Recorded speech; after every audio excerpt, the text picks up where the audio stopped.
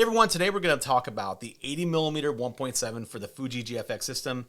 This thing is pretty sweet. I think it's unique. I think it's a little bit different. I think it's pretty awesome. But I also know that there are a couple pretty big negatives that you should stick around for at the end to see whether this lens is right for you if you are into the GFX system. So let's get a couple details out of the way. First, this is around a $2,300 lens, which depending on your wallet and your needs, maybe it's expensive, maybe it's not. It is what it is.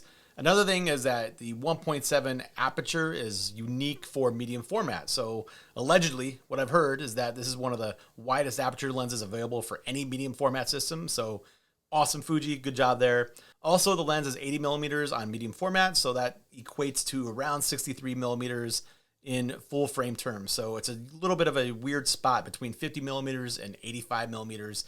Not exactly super wide, not exactly super telephoto, just kind of right there in the middle. I've found to like that 63 millimeter perspective, but your mileage will vary depending on your needs. During my time with this lens, I've shot thousands of images, from weddings to portraits to landscapes and nature to cars. I've shot a whole bunch of different things with it, and I have to say, it really does bring an amazing quality to the table, right?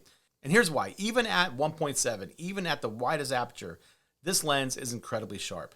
If you combine that with the creamy, unbelievably beautiful background blur that transitions really well from razor sharp into oblivion, it gives us something unique. So let's go ahead and take a look at a couple examples so you can kind of see why. This is a portrait of my son I took downtown here in Omaha, Nebraska. He's really into Wing Chun, which is, if you've seen the Ip Man movies, good movies, check them out.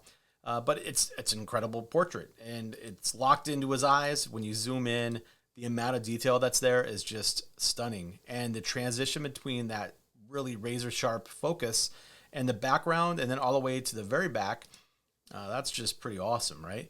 Another example, cool car that I took pictures of, my neighbor's car. We went down to the park and got some pictures with the 81.7, and holy cow, the amount of detail, all the little raindrops. He watched this thing like crazy, but I guess there's still a whole bunch of detail there that we didn't really imagine being there. So we need to wipe off the headlamp next time, right?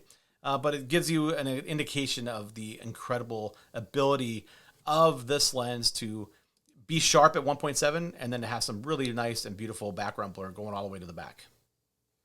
So yeah, this lens makes me smile quite a bit. It's great for portraits. If you look at a couple of these portraits I've shot, the medium format quality, the medium format sensor combined with this wide aperture does some unique things.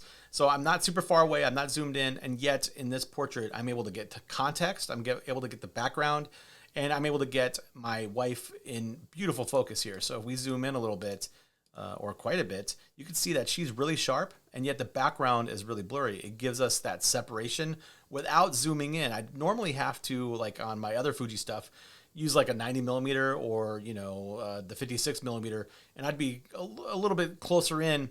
But with this, I'm able to get the whole background and still have that really beautiful quality. And you can see the waterfall right there all the way into this forest, and yet she stands out because she is so sharp in comparison.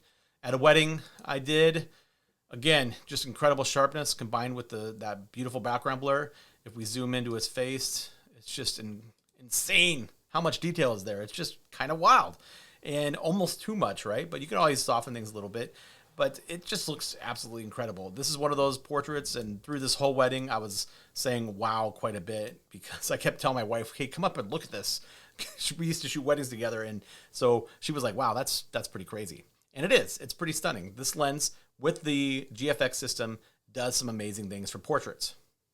And really quickly, talking about the autofocus performance of this thing on both the GFX 100 and the GFX 50S2, it's pretty solid. It's pretty good. I don't think there's that much of a difference between the two cameras, but the GFX 50S2 especially does a fine job. Wherever I put my focus point, I'm pretty fairly confident that's going to be in focus. So when I'm doing portraits, instead of doing the eye focus mode, which I do not trust completely on the Fuji GFX system, I just put the dot over people's eyes, and almost every single time it's in focus. So I'm pretty confident that the autofocus is competent enough for things that are not moving. If you have something that's moving, that's a little bit problematic. Getting kids in motion, it's a little bit tougher. I actually might go into manual focus for some of that stuff.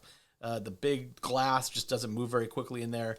And so that is one slight limitation. If you're shooting a lot of moving subjects, maybe be aware that you're not going to be able to do a great job with the 1.7. As a side note, I also know that the GF110 f2 is out there, and a lot of people are choosing that for portraits. It's got the linear motor, so I think it focuses faster.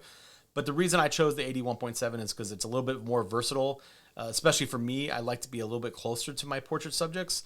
And if I'm a little bit closer, because I kind of feed off the energy, right? So I get in a little bit closer. And with the 80 millimeter 1.7, I don't have to be just squared in right in the face. I can kind of get a head and shoulders shot while still being fairly close to my subject to be able to interact with them. And you all know I'm a landscape and nature photographer first, right? That's my great love with photography. I'm trying to get a catalog of big high megapixel images that I could put on walls. And when I take the 80 millimeter 1.7, I know I'm going to get something a little bit different. So I take the 32 to 64 with me for the wide landscapes where I can get a lot of depth of field. But the 80 millimeter is always with me to be able to focus in on some details and do some unique things. So here's a field of poppies that I found, and there's a parking lot directly behind this tree, a whole bunch of SUVs there. I got down low, used the 1.7 aperture, so I know some of the poppies are going to be really nice and clear if I put this on a big wall. The foreground's blurry, and then also that nice soft touch between the razor focus of the poppies and then that tree. It looks a little bit ethereal. It gives us a quality that's just a little bit unique in my opinion. This is another example, a boot on a fence post in Nebraska. Pretty cool, super great focus, and it's really, really sharp. If you look at that, you can see all the nasty little details in that boot, all the details all throughout those weeds. Looks awesome, and then it gives us a little bit of context. That blur in the background is really intense, right? We get a lot of blur, but the color, the rendering of that background, in my opinion, looks pretty good. And then this is just a good example of the razor sharpness of this lens. There's a wheat field I found in Kansas, and if we go in and zoom in, look at the sharpness there. The little individual blades of that wheat is just super clear against that background. Even the areas where it would normally blend in, you could see all that sharpness and detail. The medium format, the GFX system has lenses developed specifically to allow the system to resolve detail, and the 1.7 lens at 1.7 does an amazing job. As you can tell, I really love this lens, but it's hard to give a total high recommendation to anybody else. So a couple reasons why. Number one is that the chromatic aberration is not great. So we get a lot of fringing. If I zoom in on this portrait, you can see this thing is almost glowing with the red outlines. That's a pretty extreme example, but it's not isolated to something like this. If we go to this photo, which is one of my favorites, love this shot way out in the Iowa countryside. If we zoom into the tree, we got a whole bunch of green fringing. In both of these instances, in almost every photo I've taken, even when I see fringing, I can correct it pretty easily in Lightroom or Photoshop, but it is still annoying to have that in a $2,300 lens for this flagship system. The other aspect of this lens that I don't like is the slow autofocus. You're not going to get moving subjects, but more than that, it's got this annoying little thing where every time you focus, it goes in and out, in and out, in and out. It's not as bad as the 63 millimeter lens that Fuji has for the GFX system. I've used that, and that was more annoying. This is a little bit annoying. Every time you turn on the camera, every time you take a picture, you're focusing, it goes in and out. So I lost confidence that it was actually focusing when I was first using the camera. I've let that go. I know it's focusing and it's pretty accurate, but it's still one of those things that I wish it didn't have. It doesn't have the linear motor of some of the other lenses, so it's not super, super quiet. It's not loud by any means, but those are two things that make me stop from wholeheartedly recommending this lens as one of the best lenses out there. And that about wraps it up. So I love this lens. It's killer. It's got some incredible sharpness, some really, really sweet background blur. I love using it. Would I buy it again, even with a couple of the annoying qualities of it? Absolutely. I would get it again. I highly recommend it.